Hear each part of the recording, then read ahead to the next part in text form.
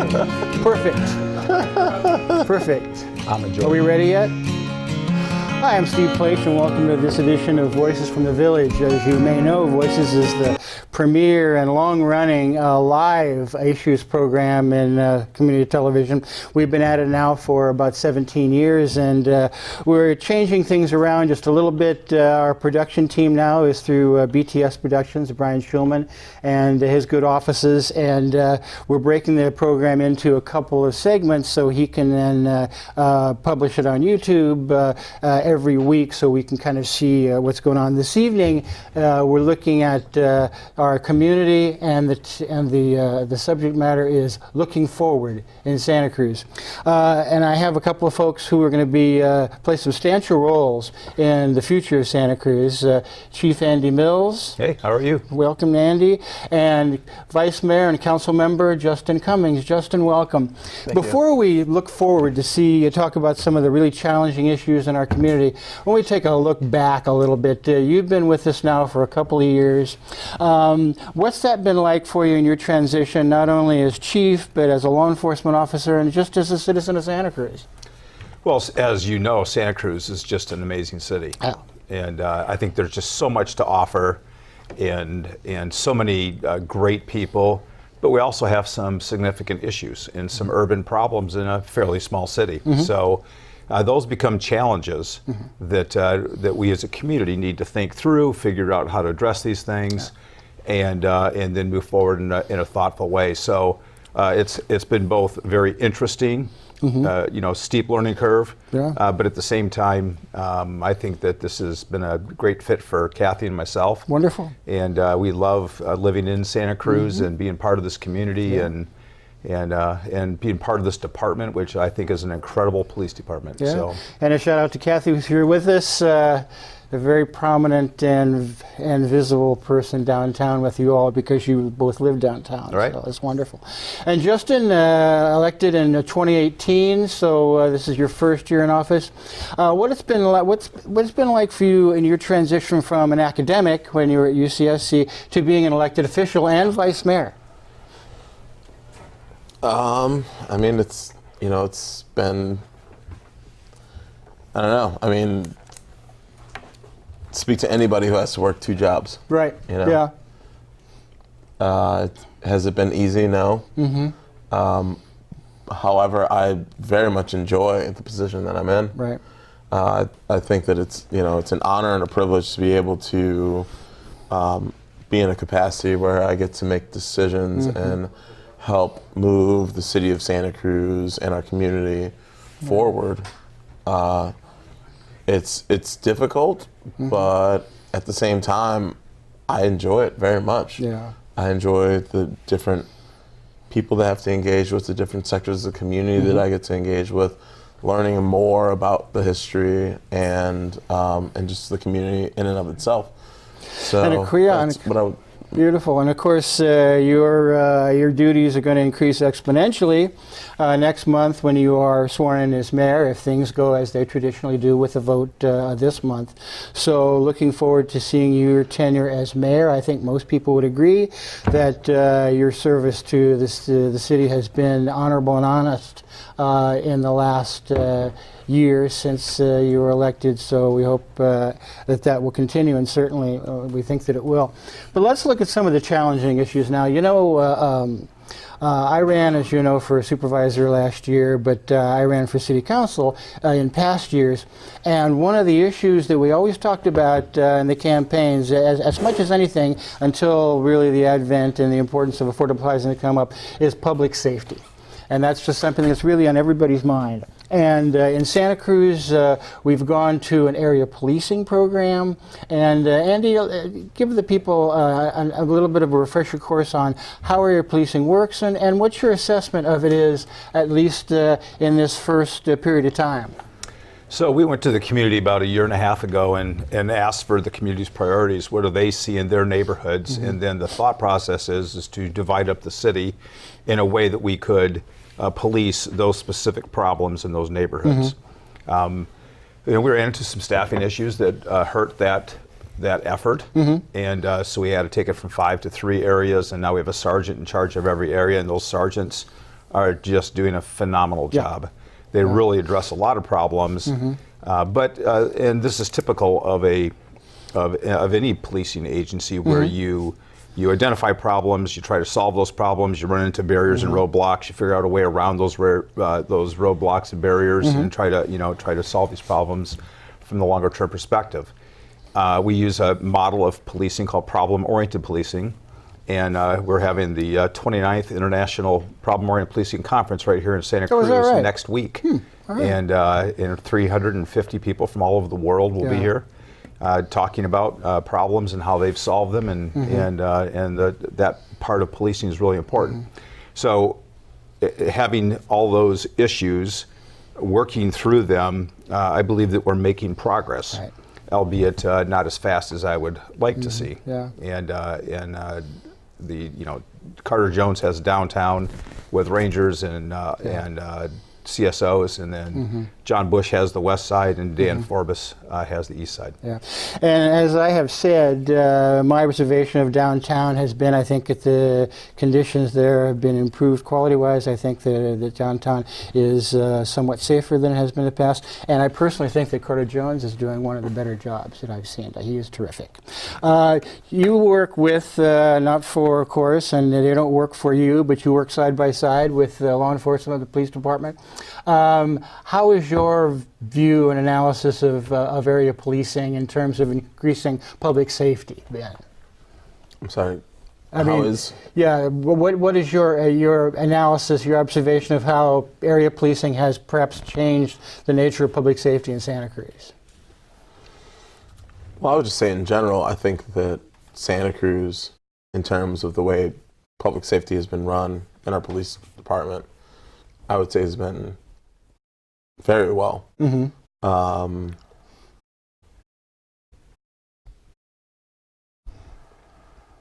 I just really think that the way that so I grew up in Chicago. Right. And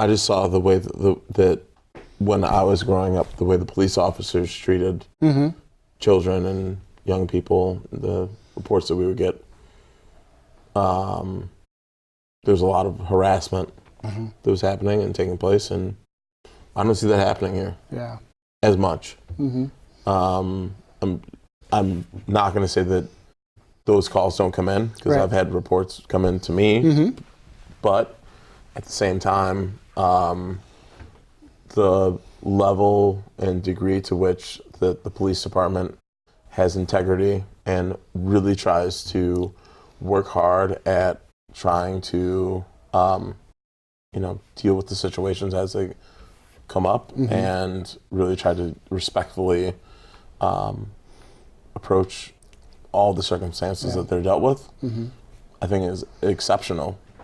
And I very much am appreciative of the work that our police department does and continues to hold themselves. And next year, I very much hope to be able to engage more with the police department and work with them so that we can continue to maintain a very high level of integrity within our city and our community. There's a couple issues I want to talk about in terms of public safety, and you were just on a panel Friday a week ago at the RCNV about facial recognition. Sure. And the ACLU, of which I'm a board member, has a model surveillance program that they would like to see adopted by cities and counties and whatnot. Tell us a little bit about whether or not the possibility of getting an ordinance in Santa Cruz that would somehow regulate facial recognition technology.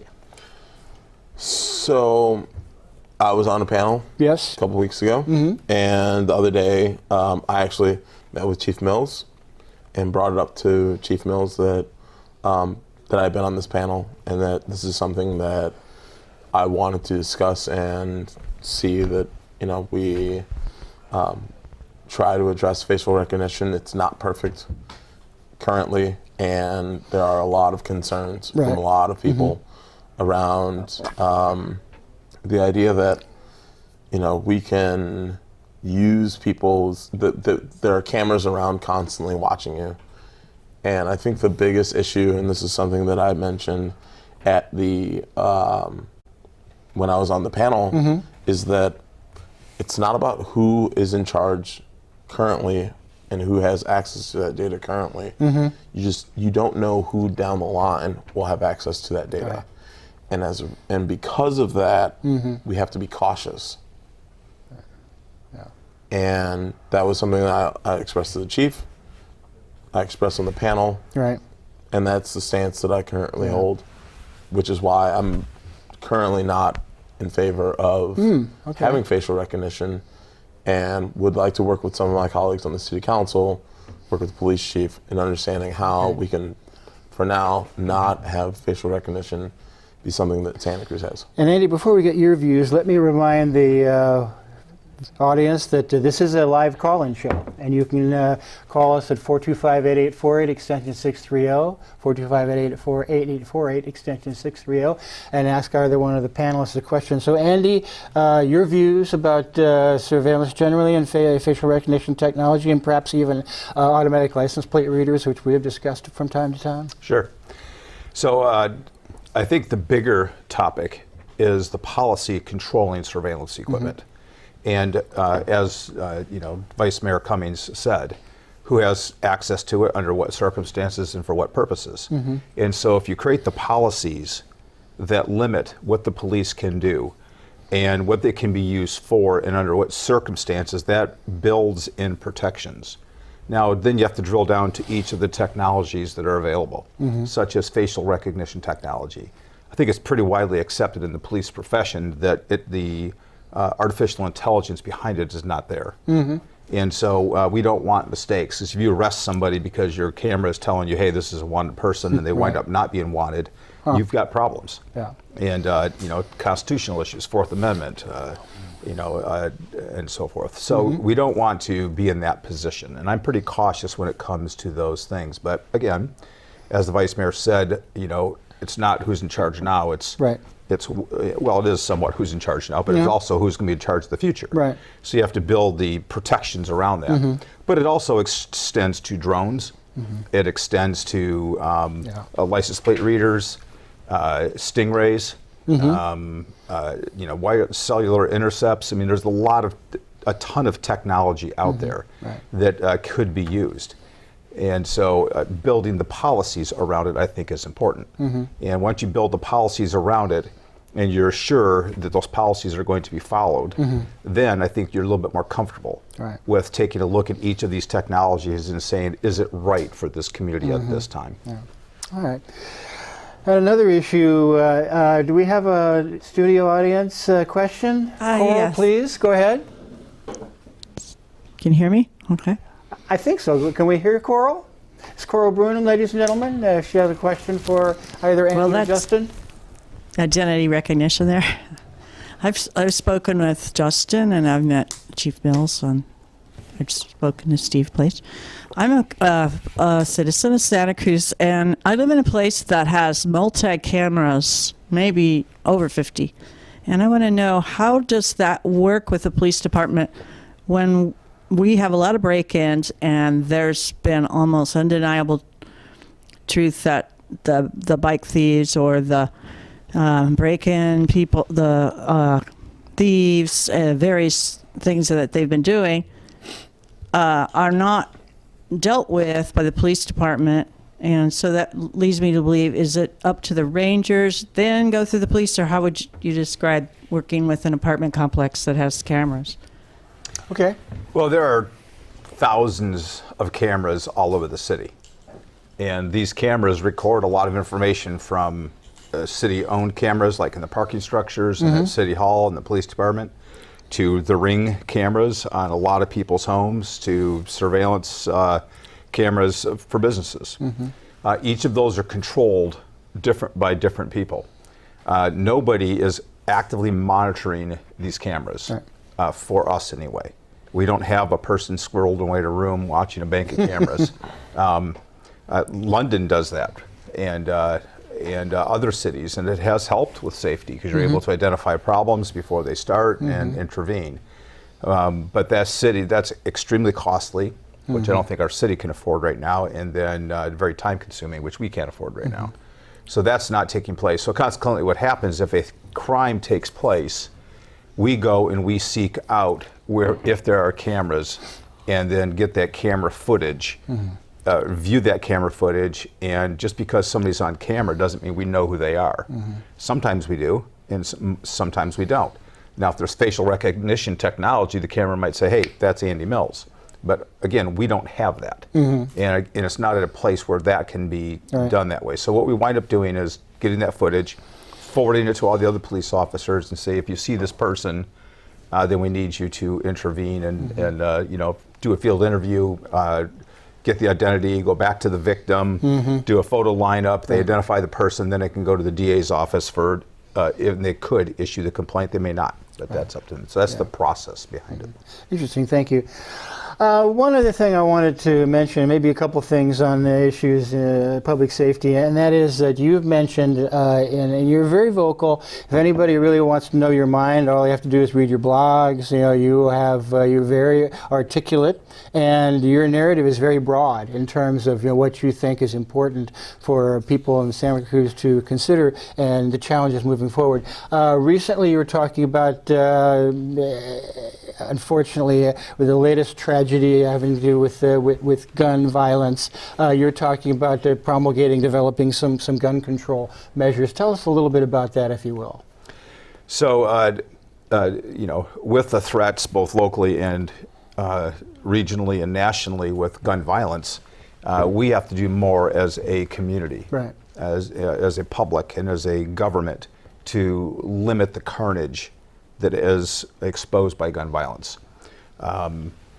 You're 77, I'm trying to remember the data that I gave to council on this, but I think you're 77 more times more likely, or 70% more likely to be the victim of suicide if you own a gun. That you're 3 times more likely to be the victim of gun violence if you have a gun in the home. I mean, these statistics, you know, could go on and on. And after the Gilroy shooting, I just thought it was important to speak up as a police chief and as a law enforcement officer that we need to do more. So we're looking at some pieces of legislation I brought to the Public Safety Committee, so we have it back at the City Attorney's Office now to take a look at that legislation and to see the efficacy of doing something like this. Like, for instance, strict liability policy. Like, if you have a dog and it's a vicious dog and he bites somebody, there's strict liability. You will get sued and you will lose. Could we do the same thing with firearms? I think we can. If you leave a firearm laying around. We need to tighten up some laws, such as you can't leave a handgun in the car, but you can leave an AK-47 in the car.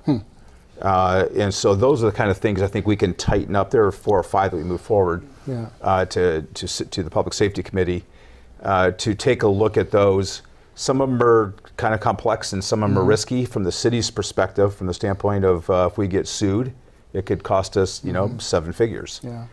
So we want to proceed carefully, but with sure footing, and make sure that we have the right direction on that. And Justin, as mayor and as a council member, any legislation that's promulgated or suggested by the police department is going to come before council. And you have, I'm sure, as we all do here in Santa Cruz, a very strong pro legislation lobby about guns. So what's going to be your position on that when they come before you? Well, I'm going to listen to the sides of the argument and do what's best for our community. I mean, first and foremost, I mean, we really need to make sure that we're protecting the people of Santa Cruz the best way that we can. And personally, if there are laws that we can promote that will help the people in our community become safer from gun violence, I don't care who they come from, whether it's, you know, the ACLU or the police department. We need to work together to try to figure out what's going to keep our community safe. I would agree. And just one final topic. As you know, and Justin, you probably know, I sit on the Chief's Advisory Committee, and we are advising the Chief about policies and kind of policing in certain ways. I have always wanted to kind of push that committee toward more of a citizens police review board, as we have had in the past, had in 2002 here. Just very quick, Andy, your opinion of the efficacy of citizens police review boards? It depends on how it's done. Yeah. If it becomes a political tool, it's not a good idea. Yeah. But if it becomes a genuine oversight board with people with expertise who can look at these events and then guide us, I think it's a worthy idea. I would also suggest us talking with someone like Sam Walker, who's probably the foremost knowledgeable person in the nation on police oversight. Literally has written the books on it. Yeah. He's at the University of Nebraska at Lincoln, and I've sat in his home and talked with him about this before, and so I think there is value. Yeah. But I want to know what's effective, not what makes people feel good. Yeah. And Justin, you have an opinion about the efficacy of Citizens Police Review Board as it applies to Santa Cruz? Honestly, like, I have not had that much experience with a Citizens Review Board. I think that similar to what the chief has said, like, I don't think that we should have commissions or committees or review boards that are going to work in a way that it's a political tool. I think that what we need is to have people who are honestly, objectively looking at how we are running our cities and how we are running, functioning as a community. Right. And if we're going to be able to have a review board that's going to do that, then sure. Yeah. But if we're going to have something that's going to be a political tool, it's going to try to shift narratives in one way or another, then absolutely not. And I think I wasn't really involved in politics in Santa Cruz when they had the original police review board, but my understanding was that one of the things that limited its effectiveness was it was so politicized, and so eventually it was just disbanded because for those reasons. Let's shift gears a little bit into a topic that really everybody's talking about now, and that's homelessness. It's my understanding this year that there is not currently on the boards a winter shelter. We do have the 60 tents at 1220 River Street. We have the 40 bed spaces at Laurel Street Salvation, but it does not look like we'll have the 60 extra spaces at VFW. Chief, from an enforcement standpoint, is the lack of emergency shelter space in Santa Cruz make your enforcement duties more difficult? Well, certainly, it makes it more difficult, but right now we don't have a camping law on the books. City Council thoughtfully struck that down because of the Martin versus Boise decision. Until there's adequate bed space, Right. It becomes pretty difficult for us to do. And so, we're not running around writing tickets to people who are camping because there's not there's not anything for us to cite them Right. under. Yeah. And the one thing I wanted to ask you about, Justin, is that there had been some talk about a day center.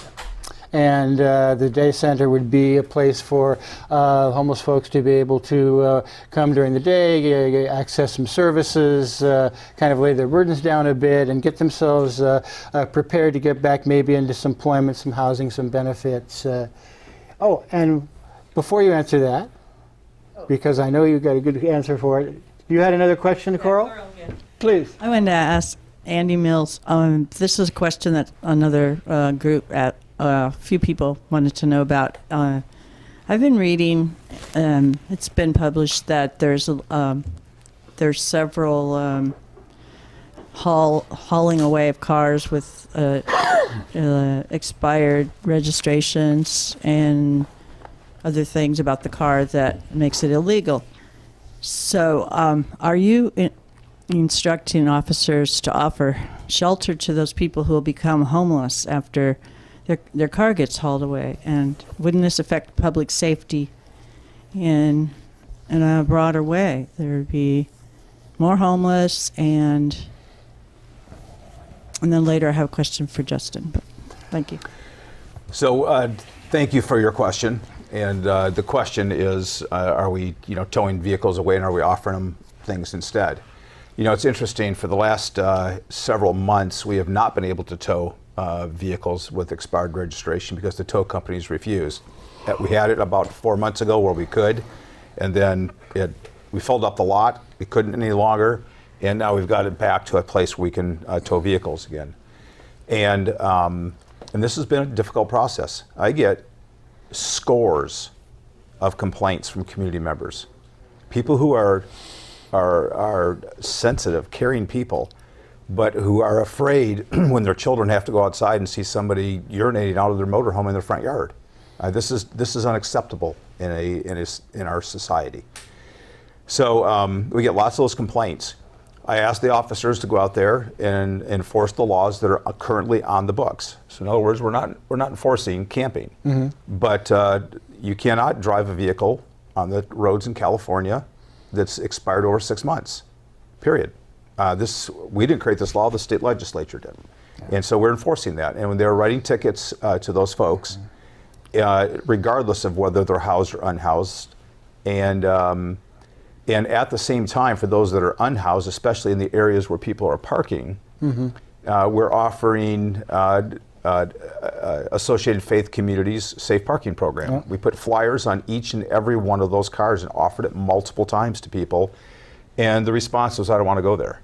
Well, we have to have a very balanced approach. And the balance is compassion with enforcement.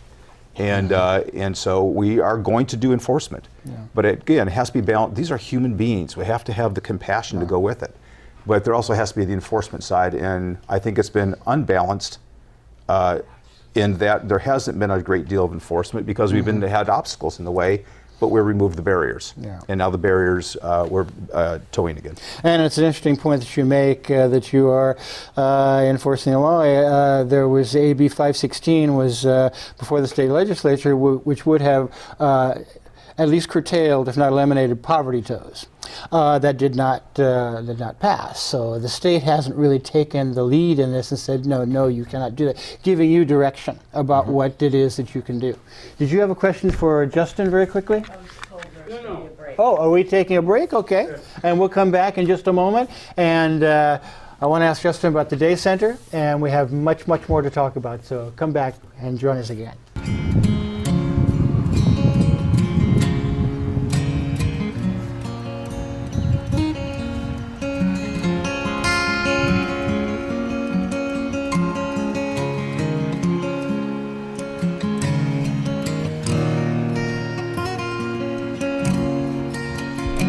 Welcome back. Thanks for staying with us here. This is Voices from the Village. I'm Steve Pleich. Voices, as you know, is really the premier issues-oriented live community television program. So if you have a question for our guest, Justin Cummings, Vice Mayor, and Andy Mills, Chief of Police here in Santa Cruz, please call us at 425-8848, extension 630, and they would be happy to answer your questions. Coral, you had, before Coral, you asked Justin the question you had for him. Andy, you had something you wanted to say about safe parking. Well, yeah, and I just want to promote the Associated Faith Communities Safe Parking Program. They've have it in multiple places around the city's area. There are 8 locations. There are 8 locations. They have housed 80 people at this point, and only 2 have failed. For not abiding by the rules. It's a great program that people need to avail themselves of if they don't want their vehicles towed. Well, thank you for that. As you know, I'm a program coordinator for the Faith Community Shelter, which is a program of AFC. So we were talking about available shelter and really the paucity of it in Santa Cruz and the problems that really presents for enforcement. We just got some money from the Homeless Emergency Assistance Program to double the capacity of our shelter. So that is an extra 40 spaces of emergency sheltering, and we really do need much, much more of that coming online as winter approaches. As I say, currently no winter shelter. We're hopeful that Brent Adams and his warming center will provide some safe, warm spaces for folks over the winter time, and we're confident that will happen. But nevertheless, the dearth of emergency shelter spaces in Santa Cruz is really something that needs to be looked at, and we need to make more of a commitment to it.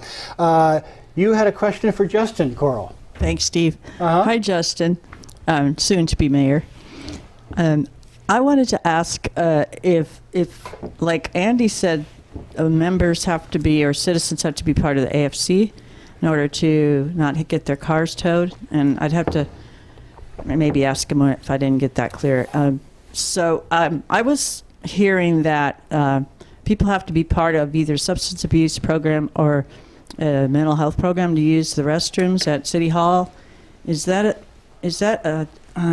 Does you have to be part of some program in order to be able to use the restrooms? And what does that look like in terms of the whole county now?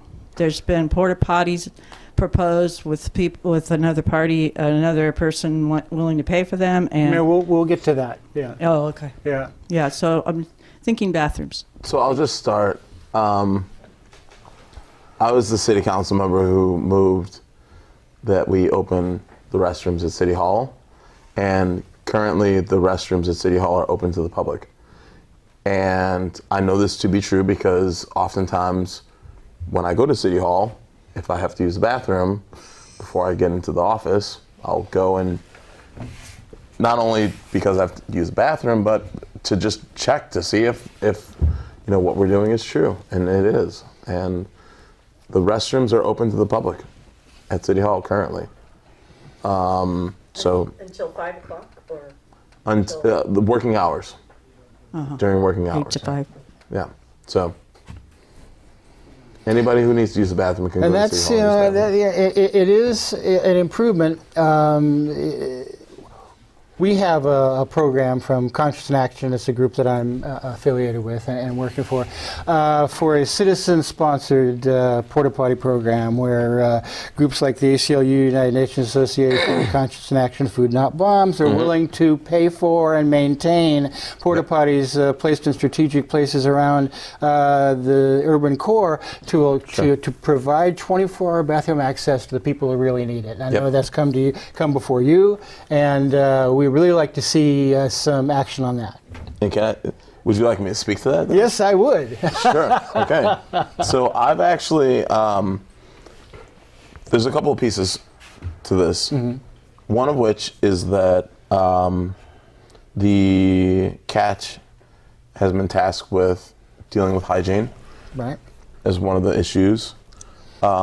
We have been, a number of proposals have come before the city manager, have come to myself, and seeing these, we've determined that it's likely that one of the things we need is a clear proposal process if citizens want to sponsor porta potties in the city. Going back to the catch, part of their task is to identify neighborhoods and areas where we could place these porta potties. And then if we can have citizens who are willing to fund these, it's kind of similar to like Adopt a Highway. Of course, yeah. It used to be Adopt a State Park. Sure, They did exactly, that for a while. where you can pay into that. Yeah. But we need to develop that process because it's not just sending a letter to the city manager's office saying like, hey, I'm going to pay for this and I'll put this money down. There's accountability that needs to be in place. And I would say in counterpoint that we appreciate that, and the proposal that we have forwarded to both yourself and City Manager Martin Bernal, I believe does contain really sufficient detail to really move the process along. I do appreciate the fact, we do appreciate the fact, speaking as a partisan, that the CASH is working on this and it's an important issue. But I think that there is a level of specificity in the programs that are being offered that really warrant kind of moving it along, and let's get some action. And to speak to that, Yeah, please. I think that within the next few weeks to months, we're supposed to be getting a report back from the catch about a number of these items, including the placement of porta potties. And when we hear back from them on that, I think that is a good time when we should be moving forward with the actions that need to be taking place to, for example, if it's putting a porta potty in a certain area, what have you. And it really highlights, illustrates the difference between kind of activists and advocates and elected officials. So you have a process, and I understand and appreciate that process. Activists, all just see the fact that there aren't bathroom access for people 24 hours a day, and I think it's a public health problem. I think it's a public safety problem. Andy, you can speak to it just a little bit. And we'll get to Brent in just a moment. Yeah. Well, certainly. I mean, people need a place to go to the bathroom, and whether it's porta potties or open facilities or whatever the case may be, and we would rather not do enforcement on that, but we will, and we need to, because you can't have raw sewage in the streets. No, absolutely. So there does need to be solutions, and I'm happy that the Catch is working on that, as well as a place for people to go and sleep. Those things just make sense. Yeah. Brent Adams. Hi, Director of the Warming Center Programs. We have a facility out at Felker Street, at the end of Felker Street, and we've heard of food deserts. Out in that zone, it's kind of a bathroom desert. Every morning I'm cleaning poop up in our near our facility. When you think of the closest bathrooms out it's Grant Street Park or Harvey West. From there's no other. So it's really good to hear that the Catch is considering porta potties and adopt a porta potty. I would really like the city, and I'm curious, just to see a map of the city and where people are congregating and where there are no bathrooms. So I'm really thrilled to hear about that. I want to develop this into a question. Will there be such a map? I know that we're talking about the downtown core, but people are congregating in many areas of the North River Levee. So when we talk about river health, there's a lot of bacteria going from the. So I really like to see either the Catch or the City Council, or somebody develop a map where people are. Thanks for that. All right. Thank you for that question. I'm glad the discussion is robust because it really needs to be. I think that everybody understands that, geez, we don't have enough emergency sheltering, and I know that people of goodwill are working on it. I know that we don't have enough 24-hour access to bathroom facilities for people, and hand washing stations, by the way, which is just as important part of personal and public hygiene as anything. And that's one of the things that we had also put in the proposal that we submitted, was there would be hand washing stations that would be attached to these porta potties. So people are thinking about it and moving forward, and that's the wonderful thing about Santa Cruz, and that's kind of what we're talking about here, is how we can all kind of move forward together. I think we're getting some good ideas of who those people are and what those ideas are that are coming forward. So we appreciate that. Let's move on. I think we're exhausted the issue of homelessness just for the moment, but I want to talk about some things that you are concerned about, and Justin, I'm certain that you were as well, is mental and behavioral health here in Santa Cruz, and the problems we have with folks who are challenged by that, and the impact it has on our community generally. Yeah, isn't it incredible how all these things are just intricately linked together? Mental health, behavior health, poverty, homelessness, drug addiction. And the reality is there's not a department in the city that is that deals with the social sciences. This is completely the county's responsibility. Right. And so wherever we can, we're interfacing with the county to do that. Now, my opinion, the county needs to do a lot more. We need mental health people in the field. We already have two that are county employees that actually work with police officers. Their job, though, is to de-escalate potential violence with us and deal with mental health holds. But there's a lot of other stuff, and these folks need to be out in the field dealing with the people. And this is the complaints I hear from citizens, is that they're afraid when they see the person walking down through Pacific Avenue screaming at the top of their lungs and frightening people. That is kind of what we have to deal with. We also with addiction services, we need to make sure that when a person who's an addict says, "I need help," there's a place for them to go. It can't be in 8 weeks. It can't be in 8 days. No. They need to get it right then. And because that's, and it's going to take multiple times. The jail is the biggest provider of mental health services in the county, as well as, the high concentration of drug addicts. So, from my opinion, that is the 1 weak link that we're dealing with here. in our region, and we have to figure out how to work with the county to fix that. Right. And I know that there's receptivity over there, but the functionality is what's lacking. And Justin, you were actively working on this, given the fact that it's a county that provides these services, but the city certainly has a part to play. Well, it's been very difficult. I mean, we can, or I can, as a representative, offer up all sorts of ideas and alternatives, but you know, especially when working with the county, it's like, what are they actually going to do? Right. So, for example, to my knowledge, I don't think that, for example, our, you know, sorry, but the, you know, juvenile detention facilities are very full. Like, to my understanding, we don't have a lot of juveniles in our juvenile detention facilities. No, there's just a handful. It's 15 or 20. Yeah. Exactly. Yeah. So, If not less. rather than having that be the place where juveniles go, is there the potential to create something else and use those facilities for actually housing people who are experiencing homelessness or mental health issues or what have you? Reason being, there's cafeterias, there's shelter, there's space. And then can we provide people who will be able to go into those facilities and work as, you know, health officials to help them out? Because the one thing that people say is like, oh, well, we don't have the beds, right? We don't have the beds to put these people in. Well, here's a facility that's underutilized where we do have beds.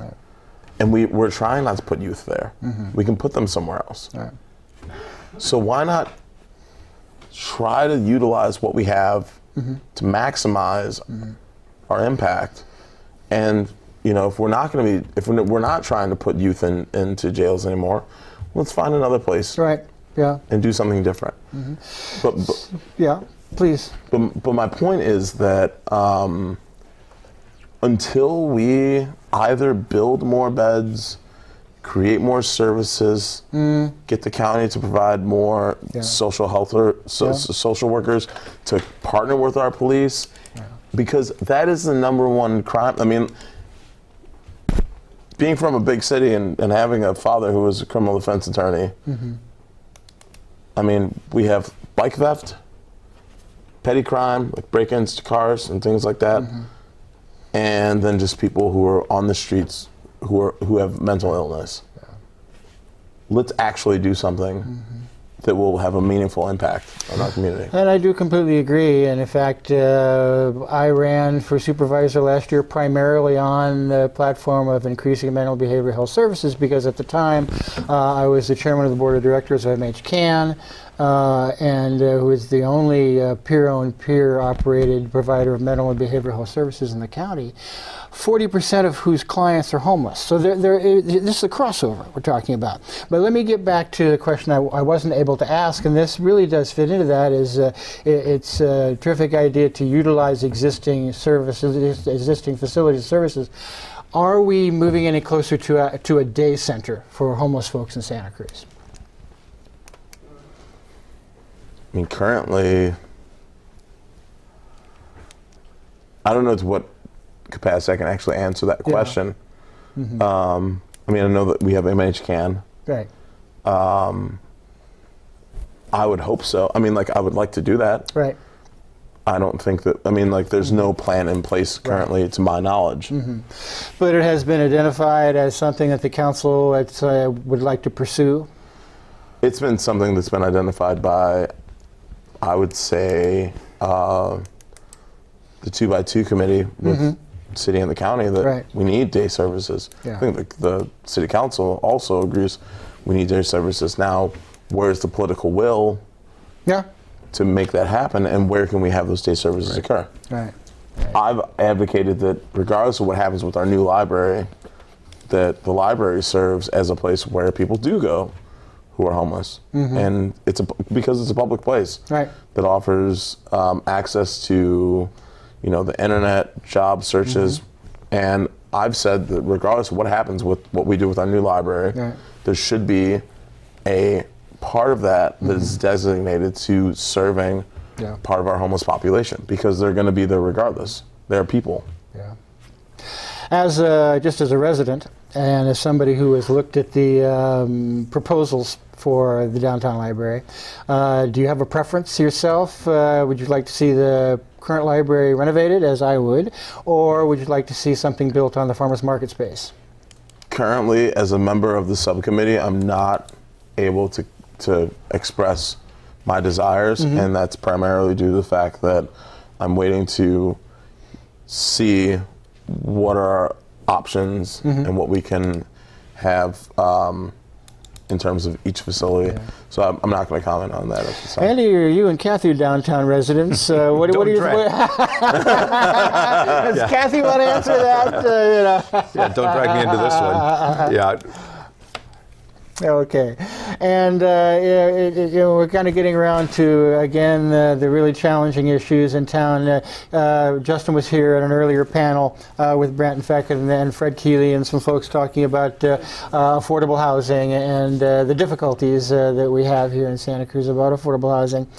Justin, what's happening with, we have the anti-gouging legislation that was just passed by the state. Is something similar coming to City Council, or that? Rent control? Are you on control? Yeah. Oh, we just passed that. Okay, you did. We just extended the, we voted to implement the state's rent control legislation now and make it retroactive to September. Yeah. Okay. And Unanimously, by the way. well, wonderful. That's good. What else do we have to talk about? I probably, as just residents, and I know that we all have restrictions because we are. There's a question I wanted to discuss: 190 West Cliff. Now, apparently, that development was passed. I'm not certain this is something that Andy would have an opinion about or would want to offer, but in 25 words or less, did you support that development, and why, in terms of it being a good fit for Santa Cruz? It's not a question about whether it's a good fit for Santa Cruz or not. The state has passed legislation that makes it much more difficult for communities to deny projects. So the question then becomes, do we have the legal right to deny a project from happening? In this instance, based on the information that I'd received and having had discussions from multiple lawyers, my understanding was that we did not have a legal right to deny that project from happening. Had we denied that project from happening, the city would have got sued. We likely would have lost, and the project would have gone on anyway. And as a city council member, part of my obligation and what I've sworn to do was to uphold the laws of the city and the state. If I vote against that and I put us in legal liability, then I'm, one, violating my oath, and then two, I'm actually making the city lose money. And this has come up multiple times this year. We've had multiple instances where some of the city council members have said, you know, we should fight different things, but it's going to be against federal or state law. Can't do that, in my opinion, because we're going to lose. We're going to lose money, we're going to lose time, and whatever we're trying to fight against is going to come through anyway. So from my perspective is, if you can't find a way to fight it. If we can find a way to fight it, I'll stick up for it. Depending on what it is. But if they've gone through the right channels, and they're going to be, if they've gone through the right channels, and we're going to end up on the losing end of it, then we're going to have to figure out the next step. And in the view of the majority of council, they had gone through the proper channels. Yes. Yeah. Okay. And because of what's happened from that, I'm also supportive of increasing the inclusionary rate to 20%. Why? Because if we're going to have density bonuses coming in Right. at 15%, we're going to have 35% increase on what their base was. Then if we increase the density bonus to 20%, inclusionary to 20%, then we can at least maintain that we're going to have 15% inclusionary going into the bigger project that's going to go in. Well, I appreciate that very candid response. I'll ask, we're getting toward the end of the program, another 2 or 3 moments left. I won't ask this of you because it's too politically sensitive, but I will ask Andy, who had on his blog saying about the recall, said we need to take a collective breath. Do you still feel that way? Well, I think now we're past the signature collection process. It has calmed down a little bit, but once we get closer to the actual election, I expect it to get a little bit more tense again. Yeah. And we made 2 arrests, a lot of calls for service, a lot of mediating, and that's not something that should happen in a civilized society. Yeah. Let the democratic process take its course. Yeah. From whatever perspective they're from, and so I was just trying to encourage people, to let's calm down a little bit. Yeah, and I do think that now that the rubber is going to meet the road, in my view, when the Santa Cruz United started this particular campaign, having been involved in grassroots signature gathering campaigns in the past, I did believe that they had the money and the horsepower to get the required number of signatures and put it on the ballot. Now it's a time for to raise the level of public debate. And really talk about it and say, well, what do you think about that? And I think it's fair. I think it's democratic, and I think that we will reach a democratic outcome when it comes in March. We do have a couple more minutes left. Justin, since we're talking about kind of looking forward, we're going to swear you in as mayor, all things being equal, in December. What are you looking forward to in Santa Cruz in the next year of your mayor tenure, and then the last couple of years of at least this term as a council member? Well, I think the big thing is trying to bring the community together. That's really something that I'm looking forward to working on more than anything. Yeah. I feel that we've been divided over a number of really big topics, but I also think that it's also a time when we need to, just to be blunt, to get real. We have generational shift that's happening. If I'm elected as mayor, I'll be the first. Well, one, I'll be the first African American man to become mayor. It says a big thing for Santa Cruz. And I'll be the first millennial, which says also big things because of the fact that it's showing that there's a new generation that is coming up, and we differ from the values of the baby boomers. Well, I look forward to that future, and thank you for your service thus far. And as I say, in my view, it's been honorable, and it's been well served the city. Andy, you got a minute? Your vision for Santa Cruz as we move forward? I'm just looking forward to what we have for this year coming up with pushing some legislation through to increase public safety, and then our staffing's coming up to snuff, so we're in a good position. Yeah, and I will say that I really did want to talk a little bit about race relations here in Santa Cruz and Santa Cruz County, but I will just note that your collaborations with the NAACP over the last couple of years, I think, have been admirable, and so we thank you for that, to be that sensitive to that and be that aware of what we are as a community and what we really need to be. So, gentlemen, And friends, thank you for being here. Justin, thank you so much for being here. And really your candid responses that are appreciated, as always. Andy, always a pleasure seeing you. I'll see you Thursday night at the Chiefs Advisory Committee meeting, which is under a completely new format now, so we'll be running the show, so I'm looking forward to that. Thanks for being with us in this edition of The Voice from the Village. I've been Steve Pleich. Tune in again next month when we'll be talking about some more interesting and challenging issues for our community, as we always do. And we'll welcome you back then. So for Voices from the Village, for BTS Presents, for Kathy Mills in the studio, for my guests, and for everybody here, good night. We'll see you next time.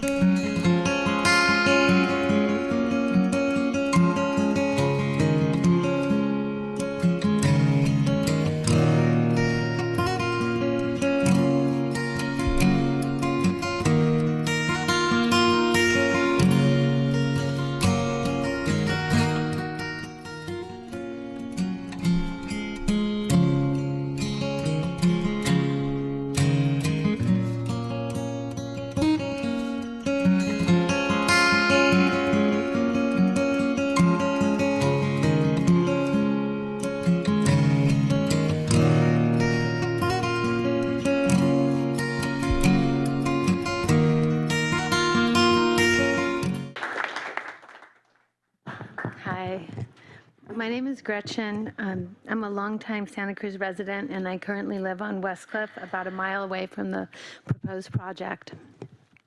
One evening last spring, I was home alone, laying on my couch, reading an op-ed in the Sentinel, a housing op-ed. The author was arguing that changing the R15 zoning that applies to the majority of the Upper and Lower West Side was the solution to our housing crisis. It was dry and boring material until the last paragraph, when the author asked the reader to close their eyes and imagine the empty bedrooms, if any, in their home, and then imagine the empty bedrooms in their neighbor's home, and then the empty bedrooms on the whole block. The emptiness and sadness I felt was deep. The realization I had was we are not building homes that suit our population. We know that density is green, it's more energy efficient and encourages walking and biking, but it doesn't look green. It looks chunky and heavy and tall. In order to change that perception, there's got to be an aha moment and a shift from trees are green to high density buildings are green. The truth is paradoxical, and the answer is right under our noses. The housing crisis is a density blindness crisis. Traffic safety suffers from density blindness too. In dense areas, automobiles traffic slows down, pedestrians and bikes take over, and we are safer. The 190 Westcliff project offers 89 units of high-density housing, increases pedestrian and bike safety, offers space for local businesses, and services for local residents. So here's our choice: parking for cars, homes for people, public safety, and services. Parking for cars, homes for people, public safety, and services. Thank you for your time.